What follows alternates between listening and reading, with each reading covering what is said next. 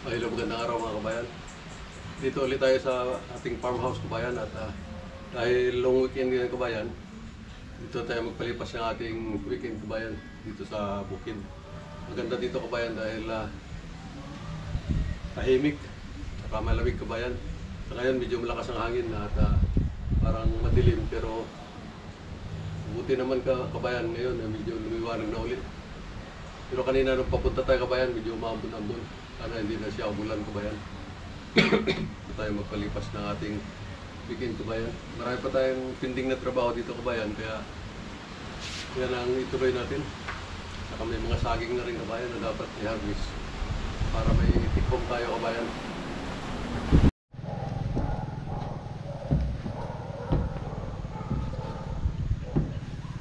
Magandang araw mga kabayan. Ngayon nandito tayo ngayon sa ibabaw ng bubong ng ating farmhouse kabayan.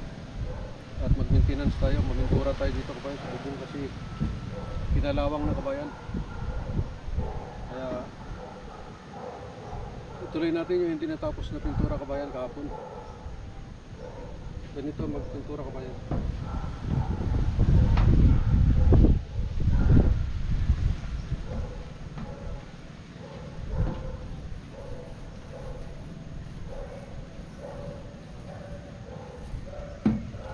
Roller lang kabayan para mabilis. Ang gamit natin dito kabayan na aerob guard, Jason. Makabilis na kabayan.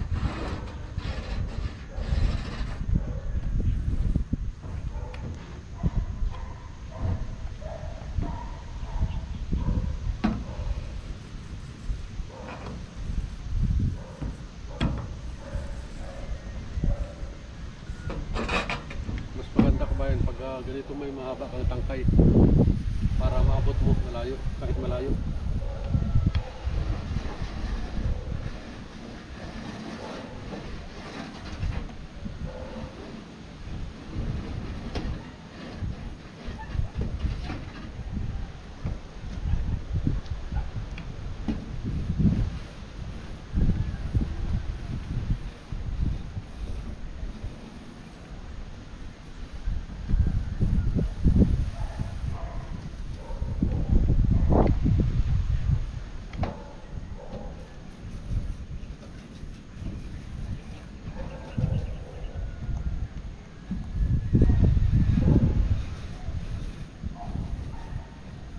Itong ating bubong kabayan magto 2 years pa lang kabayan, pero ganito na ang bilis magkaroon ng kalawang kabayan. Siguro dahil ang location ng farmhouse ating kabayan ay dito kasi tayo banda sa malapit sa Tagaytay kabayan. At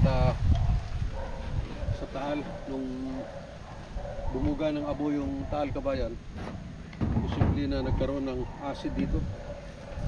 Kaya ito nagkaganito, mabilis siyang nagkaroon ng kalawang kabayan kasi yung abo corrosive yung kabayan, talagang mabilis magkaroon ng kalawang.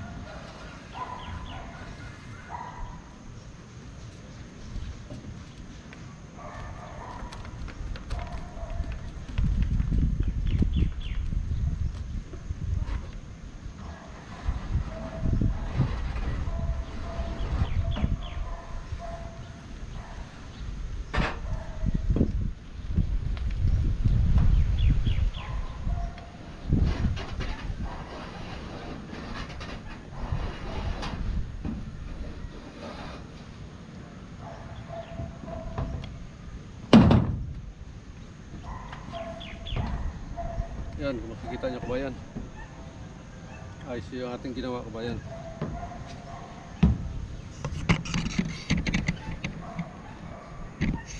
Yan o, makikita nyo kabayan. Maganda na. Kahit pa paano may proteksyon na ito sa kalawang kabayan. Alam nyo kabayan, dapat ang bubong alagaan talaga natin ng pintura kabayan. Kasi pag hindi, sayang. Napakamahal magpalit ng bubong kabayan. At yung pintura naman kabayan ay mura lang. Ito sa area natin na ito na 10x5 kabayan ang lapad ng ating farmhouse kabayan, plus 2 meters dito sa likod. Siguro mga 3 galon lang kabayan ay okay na. 3 galon lang na poison roof guard kabayan ay pwede na. At nasa kulang-kulang 600 lang yung 1 galon kabayan, kaya yun lang ang gagastusin natin kabayan. Ayun na lang ang namintura kabayan para tipid. Hindi na tayo magbayad ng libor kabayan. Total madali lang naman pinturahan kabayan. Kita nyo ang ganda na. I-double coat pa natin yung kabayan. Bibili pa tayo uli ng panibagong pintura para ma-double coating natin. Ito kabayan, makikita nyo yung view. Dito tayo sa bubong ng ating farmhouse kabayan. At kung makikita nyo yung palibot, andito tayo sa bukid kabayan. Yan o. Ito may saging. Ayan kabayan o. Dito tayo sa, makikita nyo yung palibot ng ating farmhouse. Ito hindi na sa atin yung kabayan. Ito lang yung bunda rin ng ating lote kabayan. Yan. Hanggang doon.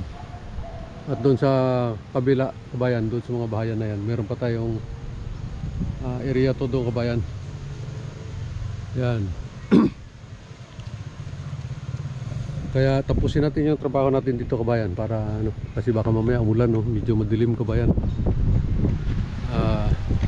Magandang araw kabayan. Good morning, good morning. Thank you.